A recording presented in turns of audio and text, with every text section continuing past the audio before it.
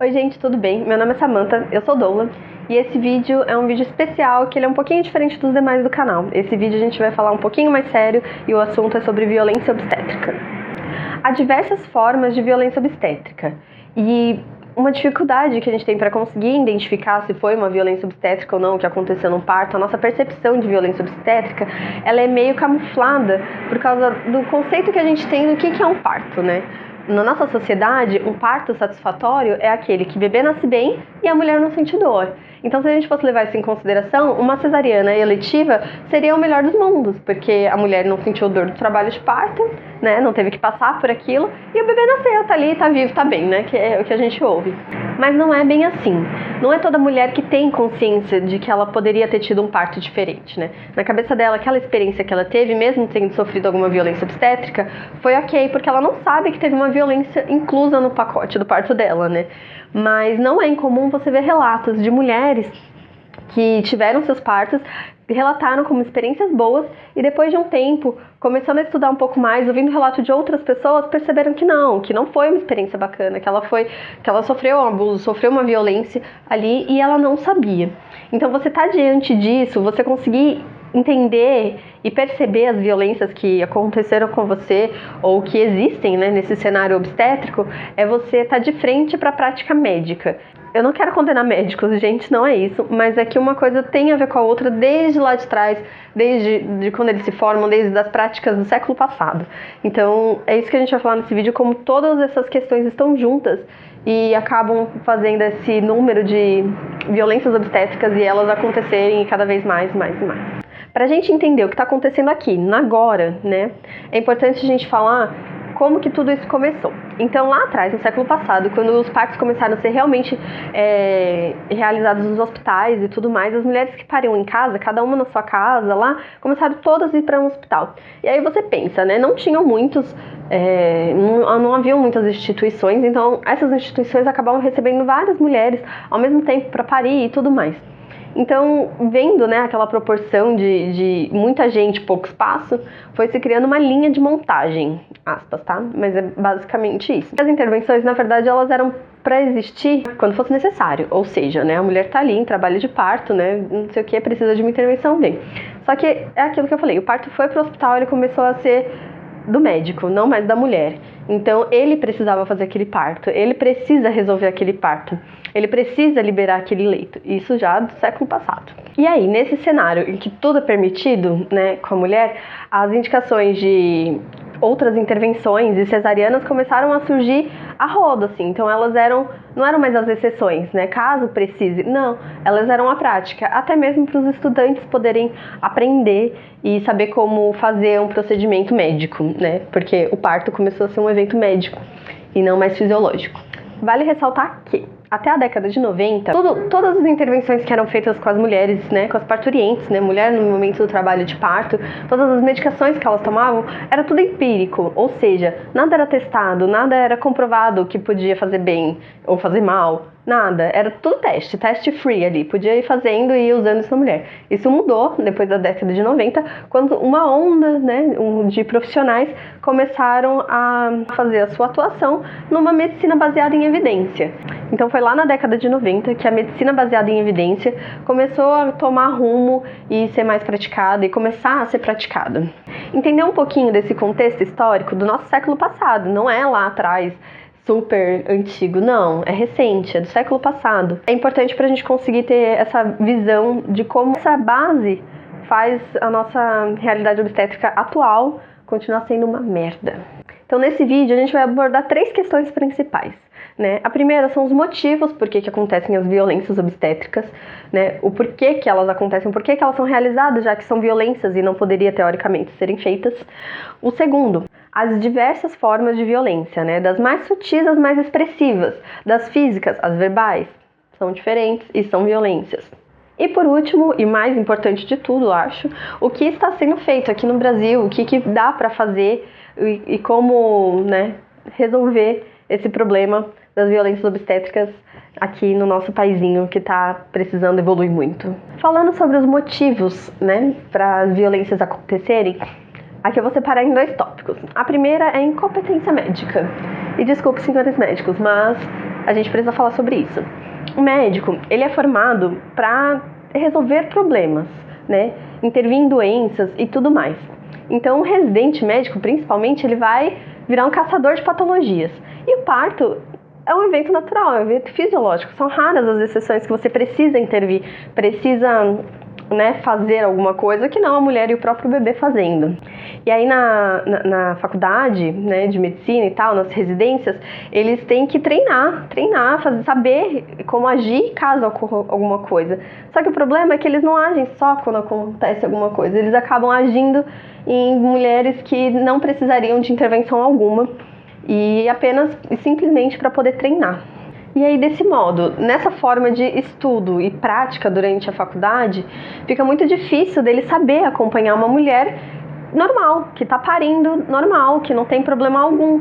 Ele não vai saber isso. É muito mais fácil para um médico saber a base teórica ali, né, interpessoal, saber a parte cirúrgica. Um parto, né, acontecendo normalmente no seu processo fisiológico, ele é maravilhoso.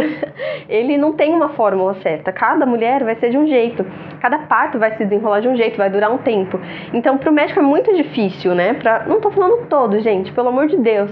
Mas se você for colocar ali na medicina como se fosse uma matemática, é muito difícil.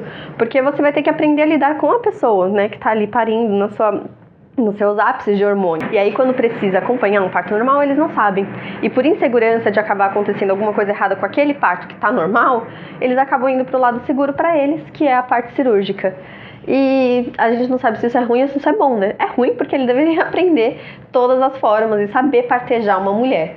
Porém, às vezes ele fazer aquilo errado vai ser tão ruim quanto mandar para uma cesariana. É bem complicado. E é importante ressaltar que os médicos humanizados que existem hoje, praticamente todos, né, passaram por essa escola. Pelo menos os que eu conheço, eles se formaram nessas escolas tradicionais e foram desconstruindo esse pensamento pós-graduado, sabe? Então você vai desconstruindo, aprendendo a partejar, aprendendo a olhar aquela mulher que está parindo e entender como tudo funciona, né? E não só no 1 mais 1 é 2. E é uma coisa que eu sempre falo, né? O médico tradicional, ele não sabe acompanhar um parto, ele faz um parto. Isso é um problema muito grande, porque o parto é da mulher, é ela que tá fazendo, ela que tá parindo e o bebê que tá ali junto com ela, são os dois. Tem um texto muito bom e todas as referências eu vou deixar aqui na descrição, que se chama O Corte em Cima e o Corte Embaixo, se referindo a cesarianas e episiotomia. E nele tem vários trechinhos de relatos e eu vou ler um relato de um professor de medicina. Ele diz assim: os residentes entram no hospital e passam a ser caçadores de patologia. Quando aparece uma mulher normal, eles não sabem o que fazer. O conhecimento cirúrgico é mais fácil que o emocional. Quando mais passiva a paciente, mais fácil para a prática médica. Professor de medicina aqui em São Paulo. Então, ele mesmo já fala isso. Um próprio professor consegue reconhecer que é muito mais fácil para um estudante de medicina atuar cirurgicamente do que emocionalmente, lidar, falar com aquela mulher. O segundo tópico, né, sobre os motivos do porquê acontecem as violências obstétricas, é falar sobre a conveniência médica. E falar de conveniência médica não tem como não pensar e já dar de cara ali com a cesárea eletiva. A cesárea não necessariamente é uma violência obstétrica. Ela realmente foi feita para quando há necessidade de salvar vidas. E ela é maravilhosa quando se usada desse jeito, eu não preciso falar isso porque todo mundo fala. Mas a cesárea eletiva desnecessária é uma conveniência médica. O médico, ele não quer ter o perigo de estar ali no meio da vida dele, seguindo o baile, e de repente alguém ligar e falar, tô parindo, e ele ir não saber que horas vai voltar. Não saber quanto tempo isso vai durar, não conseguir programar sua agenda de consultório. Muitos médicos recebem pouco e blá, blá, blá. Enfim, mas eu vou fazer um vídeo só sobre cesárea e aí eu vou explicar cada detalhezinho disso. Mas uma conveniência médica é a cesárea eletiva. A segunda, a rotatividade de leitos. O que acontece? Geralmente, principalmente quando são em plantões de hospitais, e eu não digo só dos públicos, nem só dos particulares, todos, não tem muitos leitos para as mulheres que estão lá. E parto é aquela coisa, você nunca sabe quando vai acontecer. Então pode ter muitas mulheres parindo ao mesmo tempo e você precisa dar uma aceleradinha naquilo, sabe? Aí você faz o quê? Você dá uma induzidinha naquele parto. Aquele parto está demorando um pouquinho, você faz o quê? Coloca uma ocitocina para dar uma acelerada. E, né, às vezes não tem necessidade nenhuma, porque o corpo da mulher tá fazendo aquilo no tempo dela, e tudo bem. Mas para aquilo ali acelerar, para acabar antes, para poder chegar outra mulher e ocupar aquele leito, eles acabam usando vários artifícios, várias intervenções que não deveriam ser usadas dessa maneira. Também não é incomum, chega uma mulher no hospital, a bolsa já estourou, eles não liberam porque a bolsa tá rota, mas a mulher nem entrou em trabalho de parto ainda, já faz o quê? Induz o parto. Então vai ou usar comprimidinho pra, né, ajudar ali no colo, ou já vai colocar uma ocitocina, mas aquela indução é muito mal conduzida, não é uma indução bem feita. Uma indução bem feita pode levar dias.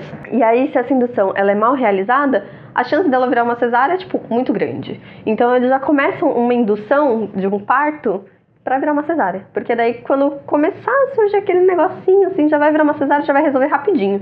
E aí isso vai liberar leito e vai chegar mais gente, mais dinheiro e tudo mais. Ah, e sim, dinheiro. Porque não tem como falar em intervenções, em querer acelerar os processos, se não tem dinheiro envolvido, né? Quanto mais pacientes aquele médico consegue atender ou aquele plantão consegue rotativizar, mais otimizado fica o tempo e dinheiro de toda uma instituição e tudo mais. Então, né? Intervenções em hospitais particulares são cobradas, o material é cobrado, né, da mulher ou do convênio que ela está usando. Então tudo isso é lucro. Aqui eu vou ler outro relatinho pequenininho de um médico residente de São Paulo. E ele diz assim: deixar a mulher em trabalho de parto durante muito tempo no leito é uma perda de espaço e limita o número de casos que podem ser atendidos. Por isso induzem todos os partos. Então quando você fala em induzir um parto, não é só fazer a indução daquele parto que não começou. Não, é a mulher estar em trabalho de parto e quer acelerar aquilo de alguma forma. Então sugere para estourar a bolsa, sugere para colocar ocitocina, bota uma pressão psicológica enorme em cima da mulher para ela poder fazer aquilo ali evoluir mais rápido e... cara, não. Agora eu vou falar das diferentes formas de violência obstétrica, né? Engana-se quem acha que uma violência é só aquela coisa física, bruta, né? Que foi feita ali, sei lá, apertou, bateu, empurrou. Não, a violência obstétrica ela tá em vários degraus, assim, das mais expansivas, exatamente dessa de empurrar, fazer força física, quanto de uma palavrinha. E também não é só em relação à intervenção, isso é importante falar. Não são todas as intervenções médicas que são violências obstétricas, né? Tem intervenções médicas que elas são necessárias, que elas devem ser feitas em determinados momentos, mas que na maioria das vezes elas são usadas só com o intuito de acelerar o parto e resolver aquilo ali rápido, sabe? E aí é isso que faz a intervenção, que pode ser usada para o bem, virar uma violência obstétrica. Por exemplo, uma intervenção médica pode ser realizada sem necessariamente ter sido uma violência, né? Porque ela foi necessária, foi consentida e foi realizada. E um parto totalmente natural pode ser repleto de violência sem terem nem tocado na mulher. Às vezes não tocaram na mulher quando realmente precisavam escutar o bebê, por exemplo, e não fizeram, ou seja, negligenciaram a saúde física, né, daquele bebê e daquela mulher. Falaram coisas, chamaram a mulher de mãezinha o tempo todo. Ah, mãezinha, você tem certeza que você vai fazer isso? Ou aquelas frases tensas que a gente ouve, sabe? Na hora de fazer não gritou. Quem disse que não? Vou dar um top 3 das violências obstétricas mais realizadas que não tem nem a desculpa de que é uma intervenção que às vezes precisa ser feita, porque não precisa. A primeira é a manobra de Christeler. Para quem não conhece, é aquela famosa empurrada na barriga. A mulher tá ali em posição ginecológica, sem ajuda nenhuma da gravidade para poder parir. E no período expulsivo, todo mundo falando pra ela fazer força, faz força, faz força. Vem alguém bem fofo em cima da barriga dela e empurra. Mas empurra mesmo, gente. Isso é uma violência. Isso daí já foi completamente bombardeado. Não é para ser feito. A OMS já fala que a Organização Mundial de Saúde já aboliu isso, porque não deve ser feito, que isso causa muitos danos à mulher, à útera, grandes chances de hemorragia, problemas com o bebê. Gente, não. Não. A segunda é a nossa famosa episiotomia, polêmica episiotomia, que há quem diga que tem casos que precisa de uma episiotomia. Mas não, gente, não precisa. A episiotomia nada mais é do que aquele corte feito entre o final, né, da vagina lá embaixo, lá da vulva, com o períneo. É um músculo, né, do períneo. E aí a episiotomia ela é feita com a intenção de evitar uma laceração ali na hora do parto, né? Usada com a desculpa de que vai ficar mais bonito se fizer uma episiotomia do que deixar rasgar sozinho. E aí muitas mulheres acabam acreditando, né? Você não vai querer que fique estragado tudo lá embaixo. E é um problema, né? Porque não é uma verdade o que aquela pessoa tá falando para poder fazer essa episiotomia. E aí temos alguns problemas. O primeiro é em relação àquela faculdade médica, quando os médicos vão aprender a fazer uma episiotomia, por exemplo. Tem casos, e tem nesse artigo que eu tô dando os relatos para vocês, e aí vocês acessam certinho para ler, mas tem relatos de professores e médicos, né, residentes, falando que aquela mulher, tinha alguma mulher que não precisaria de uma episiotomia, mas como aquele residente não viu nenhuma ainda, né, teve 5 partos no dia e ele não viu nenhuma episiotomia ainda, aí eles decidem fazer para poder treinar, para poder aprender a fazer. E aí você pensa, você estando lá, deitada, completamente passiva àquela situação, sendo objeto de treinamento para médico fazer um corte. Dói, gente, dói muito falar disso, porque é uma violência assim tamanha, é uma mutilação, sabe? Estão te cortando, estão te suturando de um jeito que não precisaria acontecer. A episiotomia, ela não precisa acontecer pelo simples fato de que se a mulher está verticalizada, deixando o corpo dela trabalhar, fazer tudo do jeitinho que tem que fazer, o bebê vai nascer. Se tiver alguma laceração, que ela seja natural, quando o bebê sair, ela vai ocorrer no sentido, né, das fibras musculares, e aquilo ali vai ter uma recuperação milhões de vezes melhor do que um corte cirúrgico que é feito contra o sentido do músculo e que, né, se é feito por pessoas ainda que estão aprendendo e treinando, pode fazer um corte muito maior do que necessário, fazer uma sutura muito mal feita e isso causar danos pro resto da sua vida mesmo, pro resto da sua vida. Às vezes você tem uma recuperação boa e aí mais pra frente vai ter um problema. Eu vou ler o relato de uma médica, né, que teve um parto e passou por uma episiotomia. Ela disse assim: se eu fosse dar à luz hoje, tudo seria diferente. O mais importante, nada de episiotomia. Não faz mal se eu tivesse alguma laceração. Não seria tão desconfortável para ficar sentada ou depois, agora, com 50 anos, para ter relações sexuais. Agora, mais do que nunca, quando as taxas de estrogênio diminuem, dói muito durante a penetração. Né? Ela foi uma médica que teve um parto com violência obstétrica, porque ela mesma aprendeu aquilo na faculdade. Entende o que eu tô falando? É muito complexo, tem que desconstruir mesmo isso, sabe? E aí ela conseguiu desconstruir esse pensamento depois de ter sido violentada, de passar por isso. Mas é um médico homem. E aí tem a terceira, que eu considero assim, né, tá entre esses tópicos, mas tem outras, eu vou falar. Que é sobre a assistência, que é uma assistência não humanizada. Uma assistência desumana e negligente, né? E aí nisso você consegue enquadrar outros tipos de violência, que são as físicas e as verbais, tudo dentro disso. Então é uma assistência que pouco se importa com aquela mulher que está parindo. Ou seja, larga ela lá no meio do hospital ou da sala de pré-parto com dor, sem nem se preocupar se pode fazer alguma coisa. Muitas vezes não monitorando mãe e bebê devidamente. Então sendo negligente mesmo, sabe? Porque é um trabalho de parto, ele precisa ser monitorado por um profissional. Não que ele tenha que intervir naquele parto, mas ele tem que monitorar, tem que garantir que está tudo indo bem, que todos estão saudáveis. E muitas vezes isso não acontece.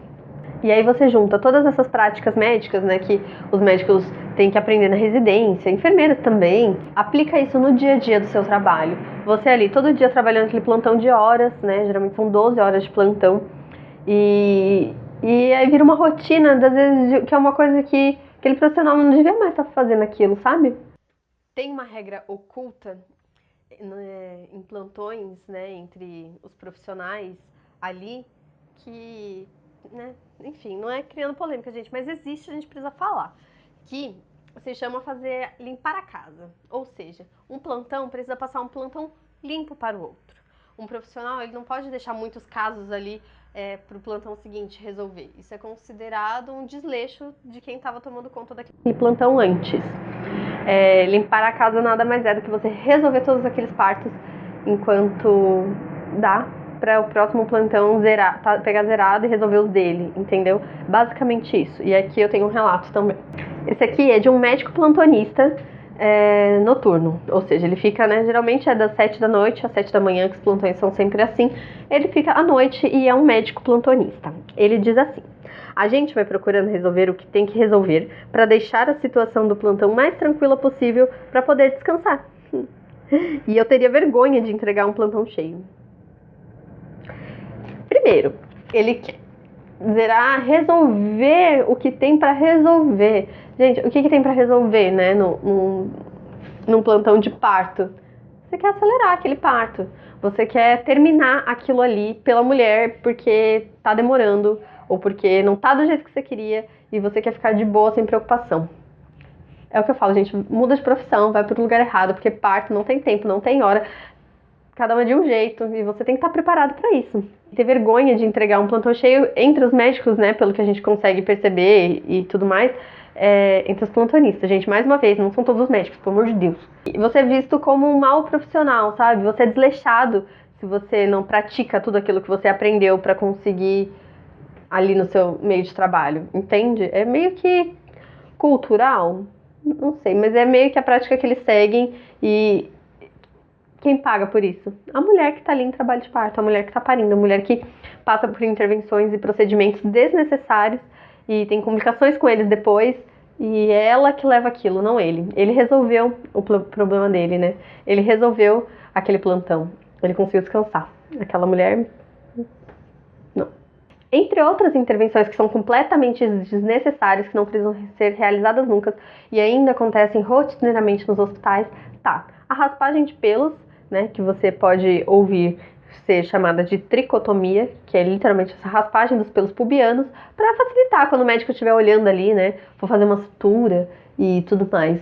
Não tem necessidade, não há problema nenhum em você ter os seus pelos ali, da sua integridade. É pior até quando se raspa, porque você deixa a pele exposta à infecção. O outro é o bloqueio do acompanhante, né? Se eu não me engano, aqui em São Paulo a lei já vem desde 2007, que garante que toda mulher em trabalho de parto, em parto e pós-parto tem direito ao acompanhante, independente de onde ela esteja. Então não tem aquela história de que, ai pai, mas é porque aqui tem várias mulheres e elas estão vulneráveis, porque elas estão em trabalho de parto, muitas sem roupas, e você não pode estar aqui, só se for uma mulher. Gente, não. Você se é um homem, é o marido, é o pai daquela criança que vai estar nascendo, ele tem o direito de estar ali. Quem tem o direito de estar ali é quem a mulher escolher para estar ali, independente se é homem. Então é o hospital que arruma a estrutura. Ou, gente, a pessoa que está ali, acompanhando a esposa, acompanhando a parceira, em trabalho de parto, vai se preocupar em ficar vendo o corpo de uma outra mulher que está parindo? Deve ser doido, né? Mas não, gente, ele quer acompanhar o momento da mulher que tá com ele, sabe? É isso. Isso não é desculpa para não deixar o acompanhante entrar. A pais, homens, né, forem acompanhar seu filho nascer, briguem por isso, é um direito, é um direito. Outra famosa é a posição litotômica, que é a posição ginecológica, aquela posição horizontalizada para a hora do parto. Principalmente no expulsivo, isso obrigar uma mulher a ficar nessa posição entra no quesito conveniência médica, porque para o médico é muito mais fácil, ele vai sentar no banquinho ali, aqui, ele vai sentar no banquinho dele, a mulher vai estar com a perna ali nas perneiras, deitada, ele vai estar com uma plena visão da vagina, do bebê saindo, e para ele tá ótimo, tá confortável, tá de boa, mas para aquela mulher não, ela não tem ajuda à gravidade, ela vai estar muito mais sujeita a passar por uma episiotomia e ter manobras indesejadas nas suas regiões, porque o médico vai estar ali tentando fazer aquele bebê nascer, quando ele não tem que fazer nada. E obrigar uma mulher a ficar nessa posição é uma violência obstétrica. E se uma mulher for escolher a posição, gente, pode ter certeza, ela não vai escolher ficar deitada desse jeito. Ela pode estar semi-deitada, né, na maca, mas encostada ou com a coluna mais verticalizada, mas deitada, nenhuma mulher vai escolher, pode ter certeza. Outro fator também é restringir a alimentação, né? E aí isso, eles restringem a alimentação da mulher pensando já que aquela pessoa pode ir para uma cirurgia, pode ir para uma cesárea. Então, se ela não comer, é melhor. Porque daí tem menos perigo dela enjoar e vomitar no centro obstétrico, no centro cirúrgico. Ai, que caos, né? Um vômito. E, gente, parto tem vômito, tem cocô, tem xixi, tem suor, tem sangue, tem tudo, tem tudo. E é pra ter tudo. E é pra comer. Não comer isso, mas comer. É pra se alimentar. Pra você ter força, né? Eu consegui caminhar durante aquele trabalho de parto, passar por todas as etapas com energia, né? Restringir a alimentação, você impede aquela mulher de recuperar as energias que ela tá gastando naquele parto. Então vai chegar um momento que ela vai estar muito cansada, vai estar muito fraca. E aí o que acontece? Ela vai para uma cesariana, porque ela não aguenta, ela não tem força. A culpa não é da mulher, pelo amor de Deus. É de bloquearem ela os direitos básicos ali da hora do parto, sabe? Ela tem que comer.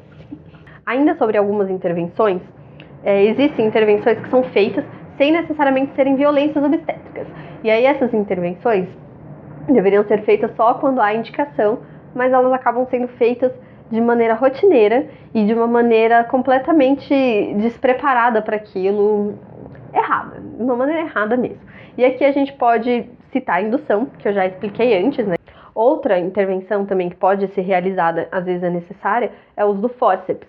Nem sempre o fórceps vai ser uma violência obstétrica. O fórceps, para quem não sabe, é como se fosse aquela tesourinha, né, de metal que fica como se fosse uma colher para poder puxar o bebê. O fórceps, ele pode ser usado, por exemplo, se o bebê tá ali no canal vaginal, ele tá nascendo, mas ele tá entrando num sofrimento agudo que pode causar um dano para ele. O que vai ser mais rápido? Aquele bebê nascer vaginalmente ou ir para uma cirurgia de correndo até preparar a sala, até tudo? Vai ser nascer. O uso do fórceps pode ser necessário nesse momento, principalmente, porque o bebê já está saindo, mas ele precisa sair mais rápido. Então, o fórceps acaba ajudando. Um bom profissional consegue fazer isso com maestria, sem causar dano nenhum ao bebê e nem à mãe, mesmo precisando ser feito rápido. Romper a bolsa das águas também pode ser considerado uma violência obstétrica se feito sem consentimento, se feito sem explicar, né, os riscos que aquilo ali pode trazer ou não para mulher e bebê. Estourar a bolsa artificialmente, né, não deixar ela romper naturalmente, ir lá com uma agulhinha e estourar, que se chama amniotomia, ela tem um perigo, que é uma porcentagem muito pequena, mas o que pode acontecer é o cordão umbilical descer para baixo do bebê e tampar o canal vaginal, e aí isso, se vem uma contração, o bebê prende aquele cordão, e aí pode causar um sofrimento, que é o prolapso de cordão que a gente chama, quando o cordão vai para o canal vaginal antes do bebê. Isso é um problema, e quando se estoura a bolsa artificialmente, há esse risco. É pequeno, mas existe. O profissional tem sim que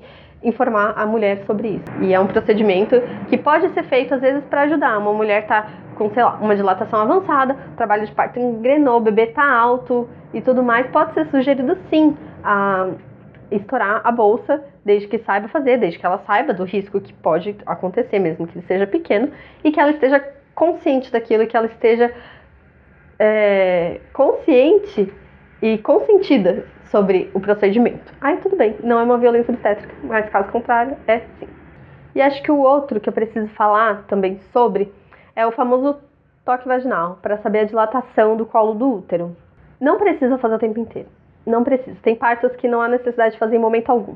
É por ansiedade, é saber se está evoluindo, em quanto tempo está evoluindo, como se tivesse um tempo certo para isso acontecer. Não tem, cada um vai evoluir de um jeito, isso a gente já está careca de saber, mas muitos profissionais acabam fazendo esse toque rotineiramente várias e várias vezes, e aí volta a questão dos residentes, né, que estão aprendendo aquilo.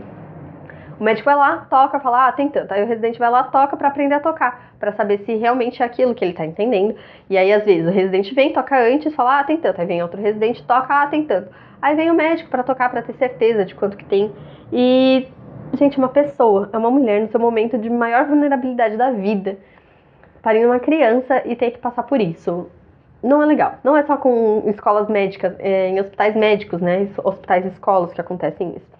Hospitais grandes também, às vezes vem uma enfermeira obstétrica formada, que sabe o que está fazendo, te toca para saber quanto que tá, o médico não acredita, vai lá e toca de novo ou não sabe que a enfermeira tocou, alguém não colocou no prontuário e acaba tocando, e às vezes a mulher não sabe que aquilo não é necessário e permite, né? Tem que ter um motivo para tocar, sabe? Mesmo durante o trabalho de parto, você consegue ver nos sinais pela mulher, sabe? Na mulher, como ela tá agindo, como que tá aquela contração, o que que ela tá fazendo, onde ela tá sentindo a dor da contração, você consegue saber em que pé tá aquele trabalho de parto. Você não precisa ficar tocando, mas é aquela questão médica, técnica da matemática, lembra que eu falei? Precisa ter um ponto certo ali. Ler, né, o emocional, ler o físico ali da mulher é muito mais difícil. E mais um tipo de violência, né, para englobar tudo isso, é aquela violência verbal e informacional.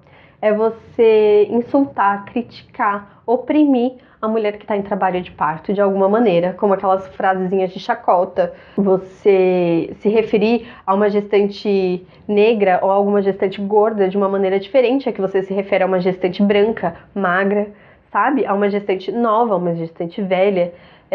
Todas as formas como os profissionais se referem a essas mulheres, há muitas piadinhas internas, sabe? É cruel. E também a questão da violência informacional. É a questão de omitir informações ou distorcer informações médicas para você achar que precisa passar por alguma coisa. Quantas e quantas vezes, eu tenho certeza que vocês já ouviram gente falando: ah, eu não sei o que, tava lá em trabalho de parto, não sei o que. Não, mas eu precisei porque meu bebê tava acontecendo isso, isso e aquilo. E aí depois você vai estudar e vai ver, não era um motivo real, sabe? Ou às vezes até era um motivo, mas estava realmente acontecendo aquilo, sabe? A gente não pode, parece que acontece quando eu tô acompanhando os partos nos hospitais, acontece muito da gestante estar fazendo cardiotoco e tal, e parece que os profissionais têm um certo receio da gestante saber como que aquilo funciona, saber ler um cardiotoco. Cardiotoco, para quem não sabe, é aquele aparelhinho que ficam duas coisinhas na barriga e mede o batimento do bebê e o ritmo das contrações, frequência, tempo e intensidade delas. E parece que eles têm medo da mulher saber ler aquele exame, porque ela vai saber quando tá tudo bem ou quando não tá tudo bem. Entende? É muito normal você ver um médico falando que os batimentos não tão tranquilizantes, né? Tô ficando preocupado, não sei o quê. Aí se você for olhar lá o bagulhinho e você souber ler aquilo, você fala, mano, tá normal, não tem nada acontecendo com meu filho, sabe? Isso é uma violência, isso é falta de ética, né? Porque a ética médica, que eu assisto Grey's Anatomy, eu sei de muita coisa, é nunca causar danos, né? E na obstetrícia o que a gente mais vê é profissional causando dano às mulheres. Isso é muito triste, isso toca lá no fundo e mexe com a gente. Mas então, o que fazer para me proteger de violência obstétrica e como que está sendo movimentado isso aqui no Brasil? Vamos lá. Aqui no Brasil a gente não tem uma lei que especifique o que é violência obstétrica direitinho, sabe? Ponto a ponto. Na Venezuela, que todo mundo fala, né? Venezuela, não sei o quê. Eles já têm uma lei que tipifica todos os tipos de violência obstétrica. Então, para você entrar com um processo, acusar, né, alguma instituição ou algum profissional de violência obstétrica, é muito mais fácil, porque tem tipificado e é bem amplo a gama das violências obstétricas. Aqui, não. Então, é bem complicado se você for querer denunciar alguém ou alguma instituição por violência obstétrica, porque vai ocorrer como? Você vai denunciar, claro, mas isso quando for para juiz, ele vai ter uma perícia médica, né, em relação àquilo. E nem sempre aquele médico vai concordar com o que você está falando, porque às vezes para ele, aquilo que você considera uma violência obstétrica é a prática médica legal. Então, é muito difícil e é uma luta para você conseguir provar que você foi violentada e sofreu uma violência. Quem sofreu vai saber, mas quem está julgando, não. Na década de 80, já vários grupos, né, já começaram a reivindicar direitos e denunciar maternidades e hospitais em relação às práticas de violência obstétrica. E na década de 90, formou-se o REUNA, que com certeza você já leu artigos e pesquisas e estudos desse... É um grupo, né, de profissionais que já estavam mais a par da assistência humanizada ao parto, e mulheres feministas reivindicando a sua autonomia na hora do parto. Então é autonomia e respeito e segurança para parir. E aí isso é um movimento que começou lá na década de 90 e hoje, né, que a gente consegue ter uma visibilidade um pouco maior sobre a humanização do parto. Então você vê os famosos, tem os partos humanizados e o parto na água e tal. Então tá começando a ser um pouco mais difundido bem sutilmente, mas já está indo mais para a boca do povo, vamos dizer assim. Muita coisa ainda precisa avançar, as pessoas precisam entender que um parto humanizado não significa um parto na água e nem um parto caro, sabe? Um parto humanizado é um parto com respeito, dignidade e uma assistência segura, principalmente, sabe? E a mulher sendo protagonista do parto dela. Isso é um parto humanizado, isso não deveria custar milhões, né? Não tem que custar milhões, tem no sistema básico de saúde. SUS, aqui em São Paulo, tem a Casa Ângela, que é uma casa de parto que é incrível e atende partos maravilhosos com uma assistência esplêndida. Tem também o Amparo Maternal, que está caminhando bastante para um parto, né, para ter uma assistência mais humanizada. Ainda tem algumas questões e tudo mais, mas já está anos-luz à frente dos hospitais particulares daqui. Mas o que você pode fazer para proteger o seu parto, né? Você e tudo mais. Primeira coisa, plano de parto, gente. O plano de parto é um documento que lá você vai especificar tudo o que você aceita, o que você não aceita, o que você deseja, o que você não deseja que aconteça durante o seu parto, pré, parto e pós-parto. E esse documento é muito importante ser registrado em cartório, porque dá uma autenticidade maior para ele. E quanto mais cartórios e tiverem esse volume maior de plano de parto, vai ter uma uma valorização um pouco maior, vamos dizer assim. Então, se você quiser processar alguma coisa, né, algum lugar, algum profissional, e você tiver um documento que foi ali registrado em cartório e foi feito diferente daquilo que está ali consentido, a história já vai ser outra. Então, é bem importante fazer, registrar e levar isso a sério. Segunda coisa é informação.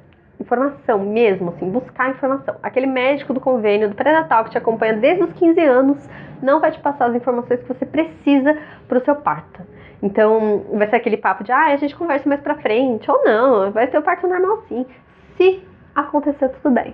E a gente sabe que não tem que ser assim. A gente pode falar de parto desde o dia que descobriu que tá grávida, não tem problema, desde antes, né? A gente já deveria discutir parto antes ainda. Então, busque informações de vários lugares. Entre em grupos de apoio ao parto normal, parto natural, entre em pesquisas, tem sites e blogs que eu sempre deixo as referências nas minhas redes que passam informações simples e de qualidade e com pesquisa embaçadas em evidência científica. Então não é só pessoas que não sabem de nada falando, tá? A gente, doula, estuda muito todos os dias para saber das coisas que a gente está falando. E assim, se você tiver condições financeiras, contrate uma equipe humanizada para te acompanhar no parto. Sei que parto é um ato político já, né? Em algumas questões, exatamente por isso, para ir contra todo um sistema que te força a passar por coisas que não são necessárias. Mas se você tem condições financeiras ou se você vai planejar a sua gestação, planeje para quando você tiver uma condição financeira boa para pagar a equipe particular e de confiança mesmo, assim. Não é aquele médico que cobra caro, não necessariamente ele tem uma melhor assistência. Pesquise mesmo as equipes que têm uma assistência baseada em evidência científica, que sabem o que estão fazendo, que sabem partejar. Pesquise isso. E se você não pode contratar uma equipe particular, que eu sei muito bem da realidade socioeconômica e sei o quão difícil é você ter condições, né, para ter uma equipe particular para acompanhar a parto, porque a gente sabe que não é barato. Não é barato. Então, isso pode restringir um pouco mais as opções, mas ainda há opções. Você, como eu disse, tem a Casa Ângela e tem o Amparo Maternal. Eles são gratuitos, são pelo SUS e já estão anos-luz aos hospitais particulares. São opções boas e você tem o direito de usar aquilo, sabe? Use. Sabendo de tudo isso, repasse a informação. Passe para as pessoas que você conhece, não só para as grávidas, não só para as mulheres, mas para todo mundo. Acho muito importante as pessoas terem ciência que existe esse lado no mundo, sabe? Que é um lado muito importante, porque todo mundo nasceu um dia e todo mundo teve uma mãe que pariu um dia. E como é importante levar isso a sério e entender a importância desse momento para aquela mulher e para aquele bebê, como isso reflete em toda uma vida depois, sabe? A gente está aqui porque a gente nasceu e a gente não se importa como a gente nasceu, sabe? É importante a gente parar para pensar nisso. Então passa as informações, repasse, pergunta se tá interessada, joga um artigo aqui, ó, manda esse vídeo ali, ó, joguei no ar. E assim, gente, para você poder falar de parto, intervenções, o que é necessário, o que é desnecessário, o que é certo, o que não é, o que é mito, o que não é, você não precisa ser formado em medicina. Basta você estudar, você conhecer, você pesquisar, se interessar, conversar com profissionais realmente engajados na humanização do parto, entender como tudo acontece, principalmente se você for mulher, passou por algum parto, violento ou não, é o seu corpo, você pariu, você sabe como aquilo funciona, você tem completa autonomia e dignidade para poder falar sobre o assunto. Não precisa ser médico para falar uma coisa que é certa ou não. Doença é uma coisa, beleza. Parto é fisiológico, é natural, a gente tem que saber como funciona, a gente tem que saber o que é permitido e o que não é. É o nosso corpo que vai passar por esse processo, então você tem que saber. Gente, então é isso. Esse vídeo ficou realmente um pouquinho mais longo dos outros que tem aqui no canal, mas é porque é um assunto de extrema importância e que a gente precisa falar um pouquinho mais de perto, assim, literalmente, pra gente poder querer mudar e poder tomar outras condutas e estar ciente de tudo que acontece com a gente, com o nosso corpo, com o nosso parto, com o nosso filho, tá bom? Um beijo e até o próximo vídeo.